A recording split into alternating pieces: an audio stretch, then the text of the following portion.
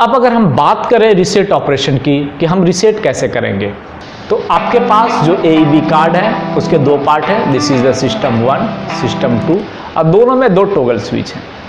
आपको दोनों toggle switch को कितना देर में, विद इन 2 सेकेंड, यानी एक बार इसको आपको लेफ्ट करना है, push toggle switch 1 to left and within 2 second push toggle switch 2 to right. एक को लेफ्ट करना है, एक को राइट करना है। Keep toggle switch 1 and 2 for at least 0.5 second in the respective position.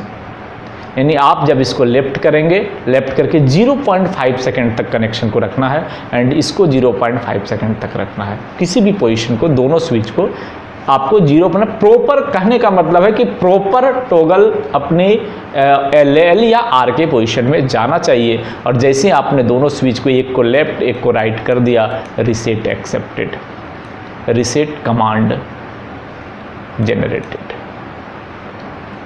अब अगर कम्युनिकेशन फॉल्ट नहीं है AEB और सेंसर के बीच, AEB एंड सेंसर के बीच अगर कम्युनिकेशन फॉल्ट नहीं है तो आपका रीसेट कमांड एक्सेप्ट कर लेगा एंड एरर आ जाएगा F, that is wait for pilot. आपको एक गाड़ी पायलट करनी है। ओके, अब हमारे पास 2-3 चीज़ें आती है। कुछ कंपोनेंट्स जो हमारे एक्सेल काउंटर में कंपोनेंट्स हैं FADC में, कुछ चेंज करना है। जैसे व्हील सेंसर, ज़रूरत पड़ ही सकता है कि चेंज करें, तो व्हील सेंसर जब आप चेंज करेंगे उसमें बहुत कुछ नहीं किया जाएगा।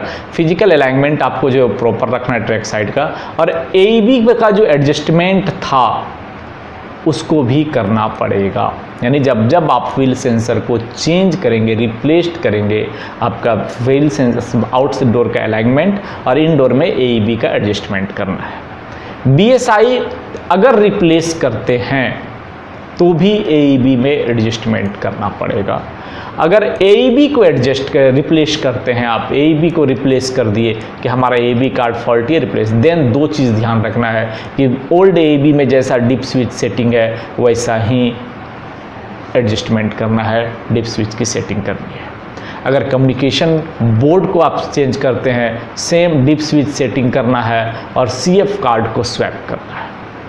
जो CF कार्ड लगा हुआ है उसको कॉम कार्ड में स्वैप करना है, ये बहुत ही इंपॉर्टेंट है। और PSC या IOEX भी चेंज करना है, तो कुछ आपको अलग से और नहीं करना है, ओनली रिप्लेस द आइटम, उसमें कहीं कोई सेटिंग नहीं है। तो जब भी आपका कुछ भी फॉल्टी, ये 4 चीज़ फॉल्टी है इनडोर में, ये 3-4 चीज़ हैं, BSI, AEB, कम्युनिकेशन और PSC IOEX भी, ये चारों अगर फॉल्टी कुछ चेंज करना है देन आपको एडजस्ट करने हैं, कुछ डिप स्विच सेटिंग करने हैं। और अगर व्हील सेंसर को चेंज करना है तो सिर्फ बाहर का अलाइनमेंट और AEB को एडजस्ट करके देख लेना है, आपका सिस्टम चेंज हो गया। बहुत ही सिंपल तरीका, कुछ भी नहीं करना है मेरे हिसाब से, बहुत ही आसान सा आइडिया। अब अगर हम बात करते हैं जो सबसे इंपॉर्टेंट होती है, this is the do and don'ts, क्या करें क्या ना करें। ये चीज़ जान अगर गए आप ज़िंदगी में, चाहे पढ़ाई में, जीवन में, लाइफ में, क्या करना है क्या नहीं करना है, क्या आपके लेवल की है क्या आपके लेवल की नहीं है, तो कम से कम गलतियां होने की चांसेस बहुत कम हो जाती है। सबसे पहले डू, क्या क्या मुझे उसमें करने के लिए परमिशन है। Always carry out adjustment of AEB का एडजस्टमेंट ऑलवेज करना है, जो भी उसमें छोटी मोटी एडजस्टमेंट है उसको देखना है। ओके, जनरली वोल्टेज वगैरह का प्रॉब्लम नहीं होना चाहिए। And testing after any work done disturbance in the sensor connection, कभी भी सेंसर में किसी प्रकार का वर्क किया, आपने पैकिंग कराया, एडजस्ट किया, लिफ्ट किया या कोई और चीज़ काम किया, तो आपको टेस्टिंग एक बार करना है कि track section occupied and clear हो रहा है कि नहीं with dummy wheel. At site check measurements A and B for sensor alignment. और जो आपको मैंने बताया था वोल्टेज और करंट देखना है चारों वायर में JB पे, वो देख लेना है आउटसाइड में। Check nuts and bolts of sensor and rail claw in every maintenance rod and tighted if it is loose. अगर वो लूज रहेगा देन क्या होगा, फ्लक्स प्रॉपर कटेगा नहीं, ट्रैक सेक्शन कभी क्लियर कभी ऑक्युपाइड, इंटरमिटेंट फेल्योर आने के चांसेस बढ़ जाएंगे। सो ऑलवेज नट बोल्ट का टाइटनेस चेक करना है, कितने पे, 40 Nm टॉर्क पर। वो आपको एक दिया रहेगा स्पैनर, उस स्पैनर को 40 Nm पे सेट करके टाइटनेस चेक करना है। Always ensure the wheel sensor cable for connection between TLJB and RSR 180 are visible and not buried under blast or mud. अगर आपका वो केबल ब्लास्ट में, मड में अंदर चला गया तो क्या होगा, डैमेज होने के चांसेस बढ़ जाएंगे। तो जब भी ये केबल जो ऐसे ट्रैक का लीड वायर का केबल आपका ऊपर रहता है, देन इसको भी आपको ऊपर रहना है, जिससे कि आपका ये दिखते रहे, विजिबल रहे कि हमारा प्रॉपर है, ओके है। ओके, अब हम चलते हैं डू एंड डोंट्स में। डोंट्स कि क्या नहीं करना है। डोंट टच मॉड्यूल, कंपोनेंट्स या फिर repair module on your own. आपको कोई भी कार्ड पीसीबी बोर्ड में हाथ लगा उसको रिपेयर नहीं करना है, कुछ गड़बड़ हो सकता है उसके इंटरफेस सर्किट में। Don't remove, modify axle counting system interface wiring और cable without authorisation.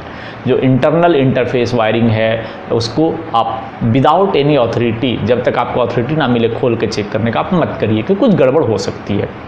Don't use blower और cleaning dust vacuum cleaner inside the housing. Housing के अंदर में ब्लोअर या वैक्यूम क्लीनर नहीं चलाना है। इसके दो कारण है। ब्लोअर चलाएंगे डस्ट कार्ड के अंदर या उसके आईसीज के अंदर जाके उसे हाई रेजिस्टेंस कर सकता है प्रोड्यूस्ड, और अगर वैक्यूम क्लीनर आप चलाएंगे तो हो सकता है कुछ वायर जो बहुत ही स्मूथली, बहुत ही फाइनली कनेक्टेड है तो वो उससे अलग हो सकते हैं विंड प्रेशर से।